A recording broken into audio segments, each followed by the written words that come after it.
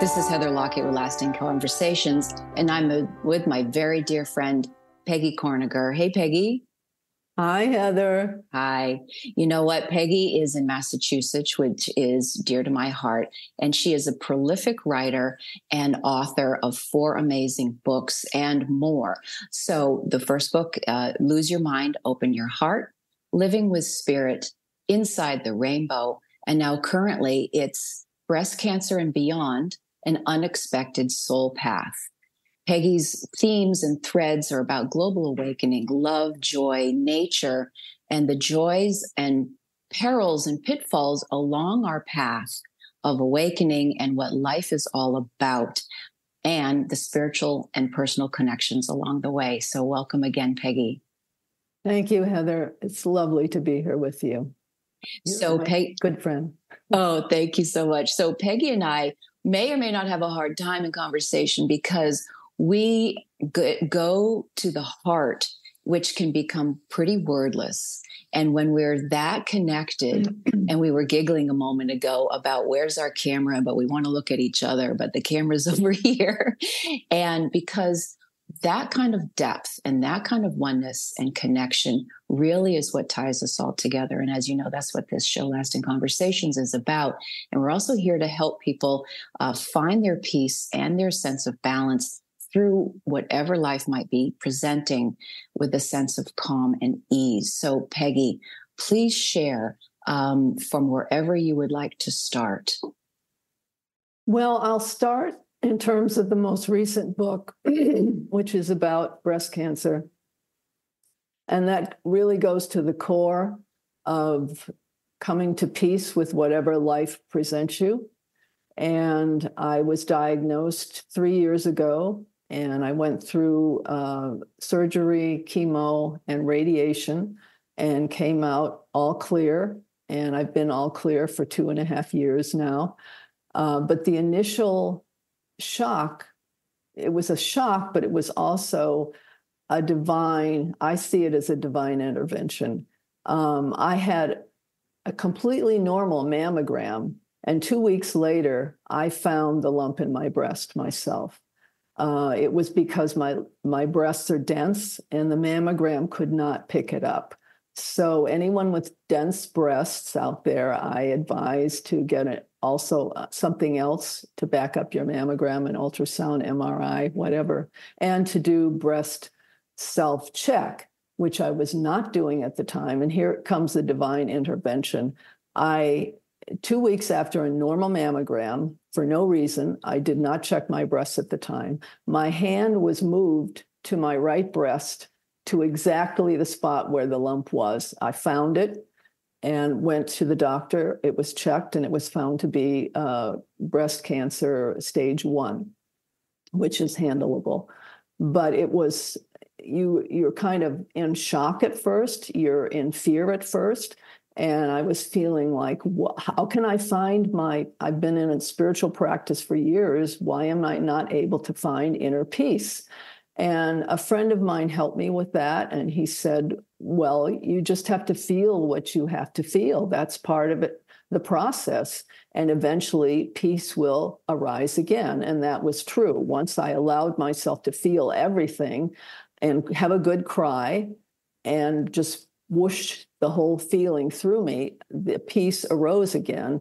And it put me back in that place of the unusual occurrence of having found that lump after for no reason.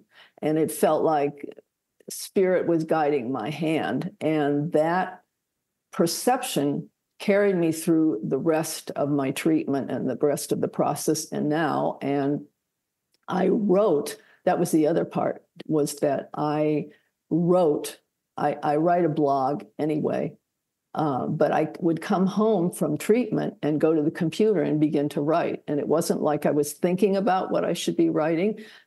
Things just started flowing through me. And this is how I write anyway. I feel like spirit just starts coming and I'm translating. I'm just the vehicle. And this was even more so through the treatments. And I really was carried through the whole process with an extraordinary connection to something greater in the world. And I was having the experience, but I was also being guided to a greater wisdom about the experience and about accepting it as my soul's path in this particular lifetime, that no matter what you're presented with, your soul has designed a path for you before you even came into this lifetime.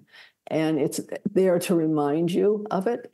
And once I kind of relaxed into that consciousness of this is happening as part of my soul's design in this lifetime, I was able to flow through it and accept it. And the acceptance opened the door to greater wisdom flowing through. And I came through it all. Of course, you are going to have moments of it's not all easy. There is difficulties, but I came through it all connected to an inner peace and also to incredible connection to spirit. And I'm so grateful. I'm incredibly grateful for it all. Often cancer patients say that it was a gift. And people think, well, I don't know, what are they talking about? Well, they're not just pretending. You end up feeling like it is a gift that has opened doors to a greater awareness about the entire world and your life. So, I love so many nuggets along the way that you were just sharing. One is from the medical side, I think, is, we go for our checkups and something right there, but then listening to our inner guidance and where your hand was literally showing you something. Yeah. So that we get to listen to that. Mm-hmm. And then, of course, and you just had a Zoom launch for your book, and we're talking about that moment, and your wife, Anne Katzef, was on there, and you guys were saying that she had said, well, here, my wife's coming home from radiation. She should be tired. But no, you were so prolific and almost energized and began writing. Mm-hmm. And so there are so many assumptions of, oh, you have this label called cancer, whatever it is, and that's going to suck, or a death knell, or whatever the message might be from our head or from what somebody has said to us. But here you're learning and knowing with a G, like gnostically knowing, no, there's something more. This is actually, if we step out of our way, which is, I think, part of one of your other books, if you lose your mind, stepping out of your way, you open your heart, you're open to these higher guidances. What else is available to us? So I love that. And that you had a relatively short path, because then the healing can really come in when we're not so tied up into a ball. Yeah. That can open up literal cellular structures, couldn't it? Yeah. Yeah. And I felt like it was happening on every level. I'd have these insights of like, okay, I had a spiritual download that not the radiation, but the chemo were divine infusions of light coming in to shift my cells. And then everything, little other signs came in, meditations, all sorts of things arose that backed up that feeling like, okay, you're not being poisoned. On a higher level, you're being shifted at the cellular level to open up to light and open up to spirit. And that's part of how I feel. Everything that I write about and everything that I have come to in my adult life on a spiritual path is that we are being opened up so that our souls can move into the world in the light. And the world is also going through changes. And to speak about contemporary moments, this is a difficult time on planet Earth. And yet it is change.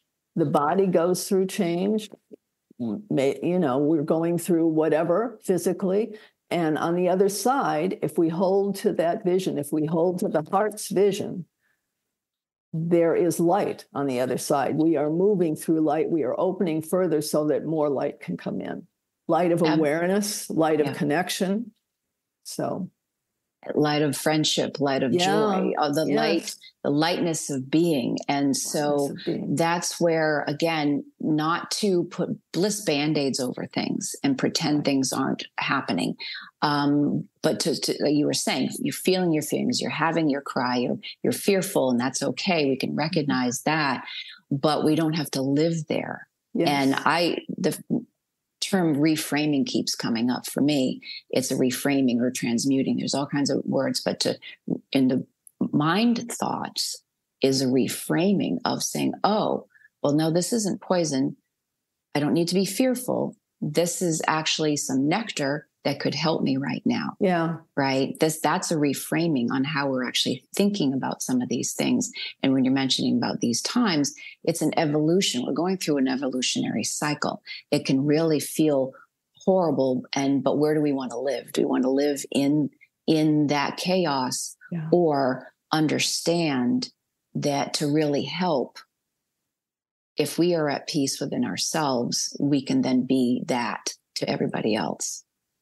And it's all going on simultaneously. It's so simultaneously. There is beauty and connection and love and compassion and caring and coming together happening in the world and in our lives, as well as, upset and people arguing or you feeling sad or whatever, and if you open yourself up to saying, okay, this is all of this is life, this is what we came to Earth to experience, then you don't get stuck in one way or the other. Is the glass half empty? Is the glass half full?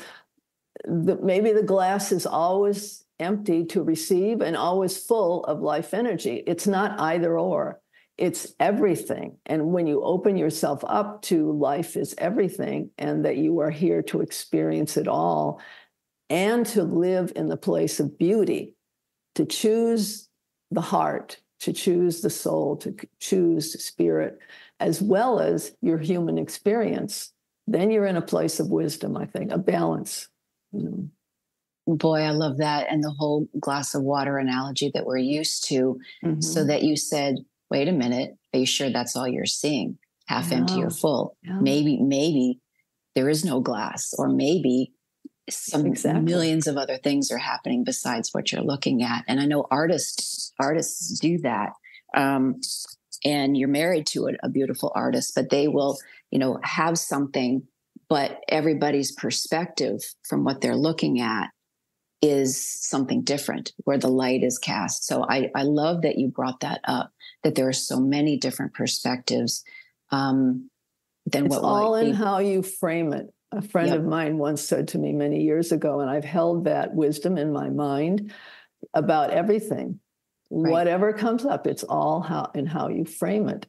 And you mentioned my wife is an artist, and that's been a beautiful part of writing too, is that her art complements, and we come to a larger frame because of the visual and the writing and all of that. Her art is in the books and on the covers. So life gives you gifts all the time. You just have to be open to receive them. In nature, that's the other part. Nature's a huge thing. That's where I wanted to go. And the segue is that Anne's artistry is usually all about nature and flowers and dolphins and beings. And so they are part of your book. So you two actually collaborate together with your words and her visuals. And they're really just lovely and stunning. And she shows her art, and it's just beautiful. So the segue being nature. So the last time you and I have seen each other twice now in the last couple of visits when I was up north is at one of your favorite spots up in Cambridge at the Mount Auburn Cemetery, where there's nothing but nature. Well, and other soul beings that have been buried. That's a different story, but it's beautiful. And you know your birds, you know your flower, you know your nature, and that is balm, and just there's peace there. Yes. In any nature. Yes. Right. Tell us about your view of nature and how that actually really can help us. And again, in these times where we might need to, people are in front of computers, or they're in busy cities and it's noisy, or their TV screens. Tell us about how nature, from your perspective, can really help. Nature is everywhere. Nature is the earth. Mother Earth is the greatest source of nature, and it's all around. She, however you want to name nature, is all around us. And you don't have to live out in the country or in the mountains or by the ocean or in an idyllic situation. Those are wonderful. But you can go to a local park. And I live just outside of Boston, so it's kind of semi-urban area, not completely. There's, it's kind of like small towns around a big city. But it's not. I'm not out in the countryside. But there are always places, there are always parks. Every town has a park you can go to and feel a deeper connection to nature. And my particular place is that I love, is one of my favorite places in the world, is Mount Auburn Cemetery. And it may be odd to some people to think of a cemetery as a place that uplifts you, but spirit is there. And it's also historic. It's the first garden cemetery in the country. I think 1831 it was established, and they have planted trees and flowers and bushes, and they have ponds, and there's a rolling landscape. And so when you go there, it's like a nature sanctuary, and you're looking at 200-year-old trees, and you're looking at beautiful flowering trees and plants. And every spring, at the height of spring bird migration for the birds, it's a heavenly time for bird watchers and people who love nature in general, come to see the flowers, the birds, whatever. And you're uplifted. When I go, I feel so much a part of the entire universe. Not only Earth, I'm connected to the Earth, this representation of Earth that I'm in, this nature sanctuary, which is a microcosm of the macrocosm, but there's a feeling when I'm there. I'll have moments, and this I describe in the most recent book, what I call infinity vision. And this has happened to me a number of times in my life, but particularly happened during the treatments. The hospital where I went for treatments is very close to Mount Auburn Cemetery. And sometimes I'd walk through there on the way home or whatever. And there would be moments when I'd look and my vision would shift, and I'd suddenly see everything moving, everything, the car passing, the bird flying through, the wind in the trees, all of it was connected. It was like there was an invisible thread moving everything at the perfect moment, and it was like a giant kaleidoscope of color and light. And I just stand there in awe, looking at this is what we're part of. We're part of it too. And so I often feel that at Mount Auburn. It's a beautiful place, and you know that because you've been there. And you don't know what's going to happen next. A red-tailed hawk may come flying in and land right in front of you and look at you. And how can you not feel uplifted, like, oh, this is one of those extraordinary moments in life?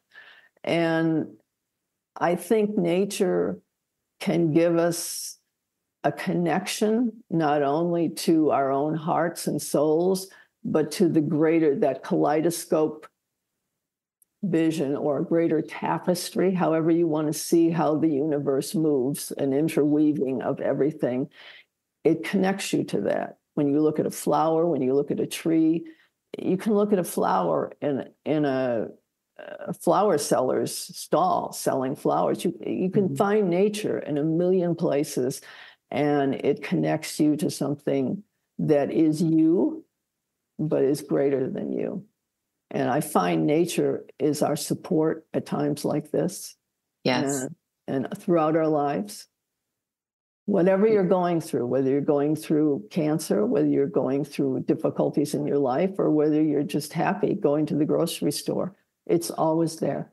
And it's always this beautiful presence. Some people don't see any difference. And in fact, I write about that in my book. Nature and God, spirit, soul, they're all the same thing, really. So if you want to call, you don't like the word God, don't use the word God. I didn't at one time in my life. It doesn't matter. The words don't matter. It's the experience, the feeling you have. So Anyway. Absolutely. And we can have these moments whether we're in the grocery store or not. And I've certainly been known to, if I run into Whole Foods or even the local Publix around here, and I'll go they put the flowers up front, which is super cool. And I think that maybe that's a good thing universally for all of us to say, here's something pretty, come smell us, bring some home. Yeah. But they're at the front of the store many, many times thinking about it, as a matter of fact. Yes, thank you for pointing that out. And the balloons and the happy birthday, that's that joy, color and joy. When we're, the workaday rat race type of a thing. But here they've put them up front to say, here's some joy and freshness. Yes, this is who you are. Look. Yeah. Pay attention. Yeah. Exactly. So those moments, and actually on a tangible level around here, we had the Saharan dust come through. So think about where from across the ocean, across the Atlantic and the Caribbean, from a whole other continent, we're breathing their air. And it's a very tangible thing that we don't normally see it. Yeah. And yes, for some, it can cause respiratory, blah, blah, blah. But to me, it was also very fascinating, these facets of our globe and our planet, to what you were just saying. Yeah. We are that interconnected. We are breathing each other's air. We're drinking each other's water. Yes. We are each other in our own way. Yeah. When you touch another being, you're touching the stars. You're touching everything. And it's like that saying that's gone around the world about how when a butterfly moves its wings in China, it changes the weather over in North America. And that's just what you're talking about there with the Sahara dust and everything. Right. We are all connected, every place. Right. No separation. No separation. And that's a good thing, especially if we can remember it and live from that connection. That's where we're being moved. This is my optimistic view of now and this time that we're living through. We are being moved in that direction. We are. And we can, again, where do we want to feed? Divisiveness and hate. And God knows from this last week, eye for an eye doesn't work. No. But who am I? Who are we together to say, is this really how we want to be living? Is that really what I believe anymore? It's here to question. We're here to be questioned. You're saying move. We're here to move and question everything. And that could be one of them is where are my values? Where do I want to put my energy? And is it to be more, inclusive together, or the finger pointing, et cetera, et cetera? I know we could rabbit hole the whole thing, but it comes to the beauty of what you're talking about is it's really very simple. It is do unto others as you would be kind to yourself, because our kindness ripple effects. And of course, the children, they come out in this world, they know this, right? Yeah. So as a child, we just can have mutual respect for each other. We can love from that global, we don't have to like everybody, but to know that they are also a part of us, right? Yeah. Right. And I think, have you written before? I have a feeling you've written about that as well in your blogs or in your books, in terms of another being is also facets of myself. Yeah, it is. And I'm sure I have, because it's part of my deep beliefs, and that I've always felt that I'm looking into another's eyes. I'm looking at a reflection of my own soul. And we're all doing that, and we're more and more we're realizing it as the light rises within us and within the world. We start to realize that, I understand what you're saying from my heart. And the more we open up, the more we hear the similarity in everybody's voice. Everybody wants to be heard. Everybody wants to be listened to. Everybody wants to be loved. And sometimes they're doing that from a place of hurt and early childhood hurt, and rises into anger and whatever. But sometimes these you never know what's going to shift in a person's life to switch them back into love again. Sometimes it's just love itself.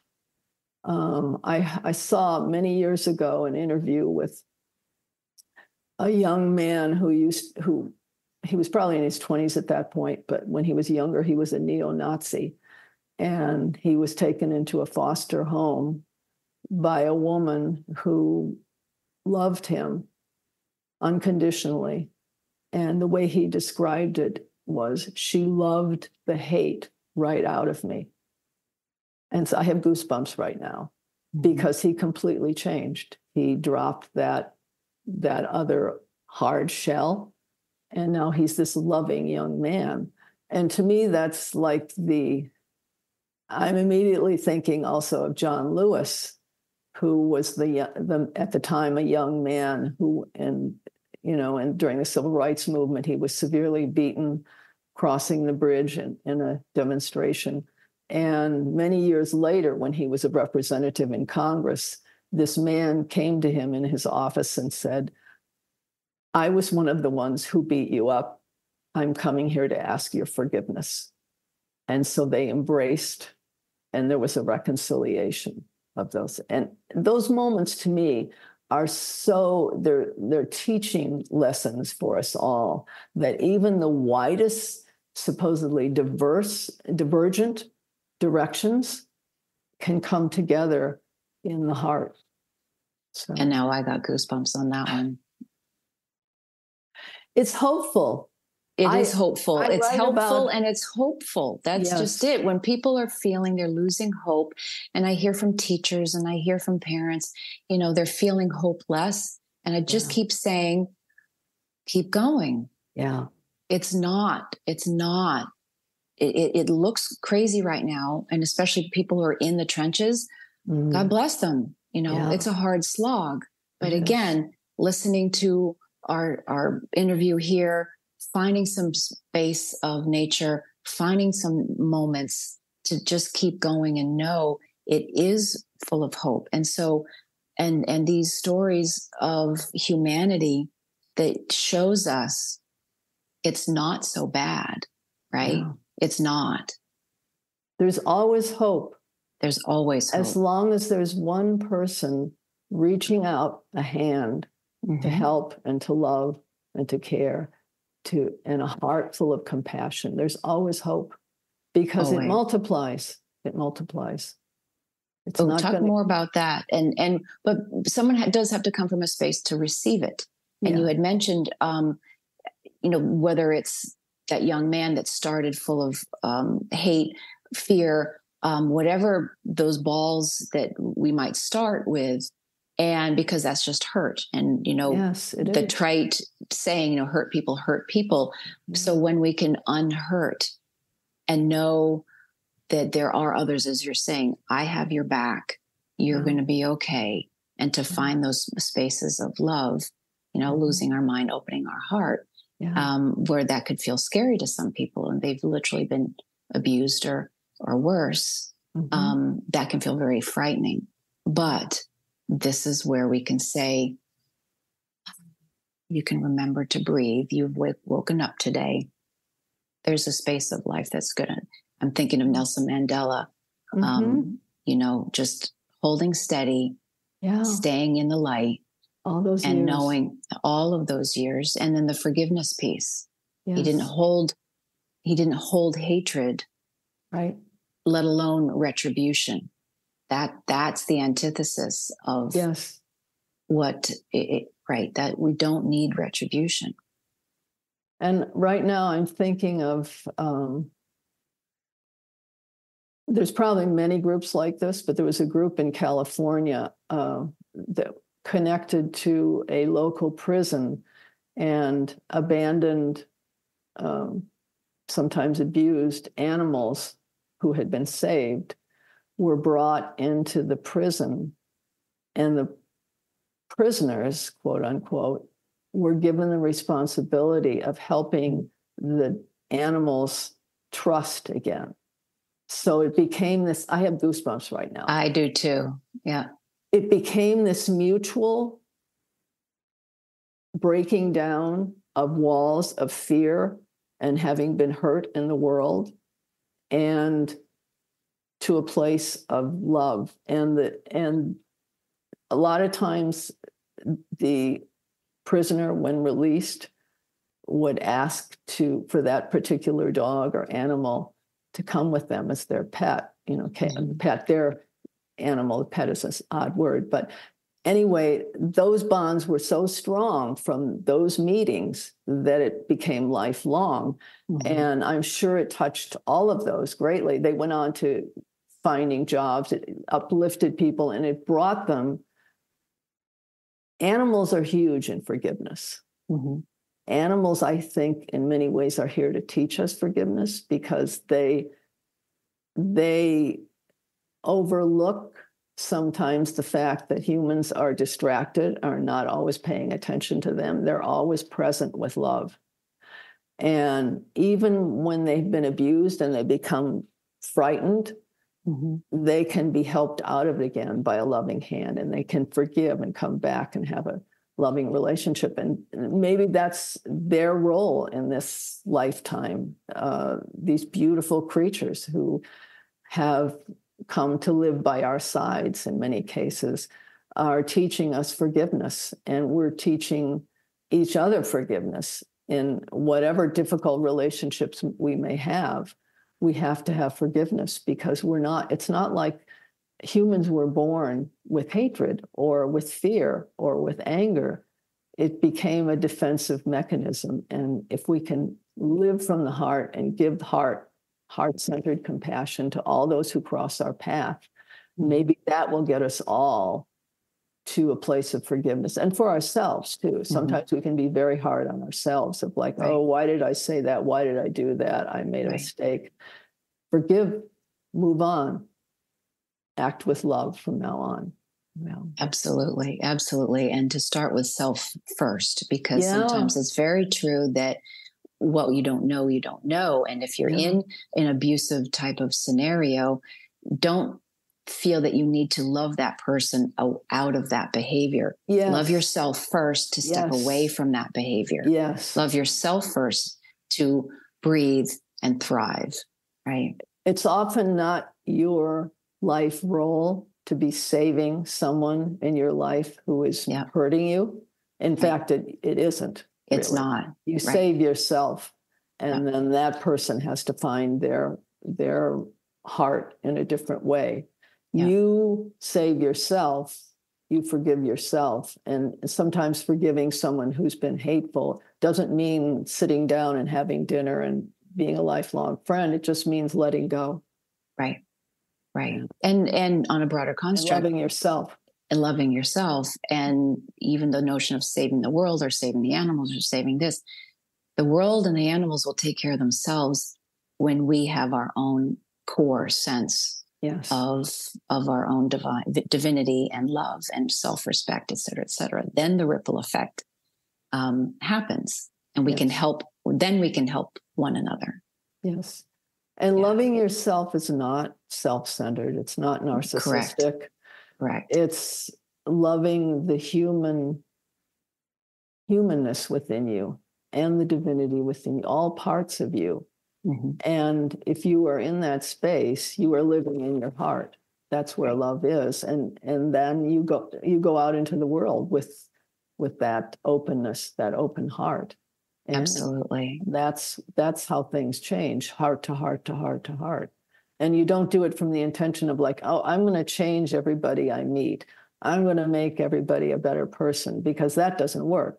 That's a mind thing. Right. You just go out and live with love, with compassion, and then everything will take care of itself. Absolutely. So, Peggy, do you want to tell us about your Spirit Flower blog or other beautiful things that come to mind?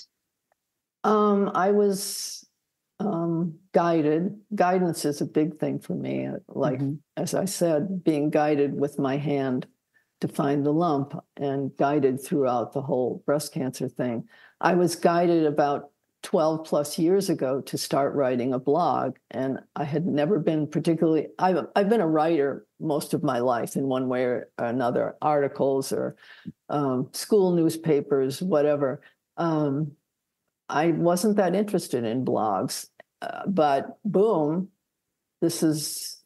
it came to me to write, and I wrote one, and then I've been writing one pretty much every 2 weeks since then. Mm-hmm. And they're on my website, www.spirit-flower.com. And you'll see them there. You also see links to all 4 of the books. And I write about it. It's always different what I write about. Sometimes I write about an transcendent experience I had when I went out in nature. Sometimes I write as a response to something going on in the world.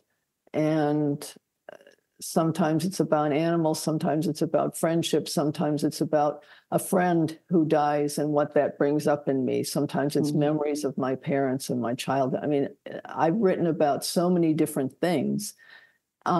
The thread that keeps going through it, I think, is a belief in the human spirit, and that we came to Earth at this time to be loving souls to one another, and that this is a key time. I mean, a lot of people know about this being called to be alive at this time, that this is the time of the great shift, or this, at one time they called it 2012, and the age of Aquarius. There's been lots of different names for it, but people, I think, have had some sense of this being a key time in the evolution of the Earth. Mm-hmm. And so I think I write from that perspective of this being a key time, and that it's an opening. It's not Armageddon. It's not a disaster. And when I write about difficult things in the world, it's from the point of view of like, okay, we are evolving. We're not done yet. This is all part of an opening of the heart and of washing away what has been hard and transforming the difficult to something flowering in beauty, like our hearts and souls. Yes, so nice. And I know and that's why I call it Spirit Flower. My first book was called Living with Spirit, Journey of a Flower Child, because I come out of the flower child era. And I identified with that at that time in the late 60s, excuse me. Mm-hmm. So that is kind of an autobiographical book. And this blog identifies with myself as a spirit flower. Continuing, and we all are. Excuse me. That's quite all right. We're moving a lot right now, which is great. And what I was going to cleansing. It's very, very, very cleansing, because this is what's happening. Earth itself, Gaia, Mother Nature, is moving and cleansing. And everybody that can study their geology knows that we have these cycles, and with every evolution, it can look pretty dramatic and destructive, and volcanoes will erupt, and earthquakes happen, and floods happen. Earth moves. And so these times can literally feel very shaky, because it is shaky. And again, where are our resources to find that solid ground, to find that center within us? We even have Schumann resonance. We have things from the magnetic sphere that literally can feel very disempowering, and people who are sensitive can pick up on all the radiation and stuff. So there's a lot of things happening. So we never discount anybody's journey and what they're physically feeling or mentally or emotionally. It's a very trying time. But going back to what you were saying, the spirit, the nugget within that is that core of understanding that's nature. This is what's happening. Going back to children, you raise a child, you're not going to, and you go through those evolutionary cycles from infancy to crawling to screaming and quote unquote terrible twos and teenagers. Those are all cycles. Those are seasons, but we don't tell them to stop growing. Yeah. We never tell them to stop growing. Or healthy parents don't. Unhealthy parents might. But this is just it. It's all happening anyway. And how we want to play in the sandbox, becomes our choice. And this is part of what indigenous peoples throughout time have handed down to us, if we pay attention to their wisdom, that there are cycles of change, ages, whatever. And they never talk about the end of the world. They just sometimes they'll say the end of a world. It just means transition to a new one. Right. And maybe we're moving to the new earth or whatever. And if we pay attention to a lot of the wisdom that comes from a lot of the indigenous peoples all over the world, and the Americas, the Southwest, and all parts of the world, they say we are the ones we've been waiting for. And I know we've latched on to that, but in many ways there is a truth in that we are the change. We are the heart of the universe. We are the heart of humanity. And we are here to live the heart, which is love, compassion, forgiveness, trust, connection. That's just it. And is there anything else, or was that the beautiful cherry on top of this conversation? The cherry is always love for me. Mm-hmm. Love is love is love. And that's what I respond to in my life. And I think probably we all do in one way or another. That's my hope. Love is my hope. Absolutely. And again, this is where we could just go wordless and sit and smile and vibe together. Yeah. In space, right? Yes. Peggy, I love you so much. You are a dear heart. I love you, heart. Heather. Our conversations are always transcendent and heart-centered, and I love being with you. Thank you. And I love being with you. So, folks, you can reach out to Peggy via her website. You can check Amazon for her beautiful books, and Spirit Flower blog and Facebook and all those beautiful places to hear more from Peggy. And Peggy, and we're going to shout out to your long-term amazing wife and say thank you. Thank you for being here. Thank you for being here with all of us. And thanks for... It's a gift. It's a gift. It is a gift. I'm hearing that song. 'Tis a gift to be simple, is a gift to be free. Yeah. Perfect.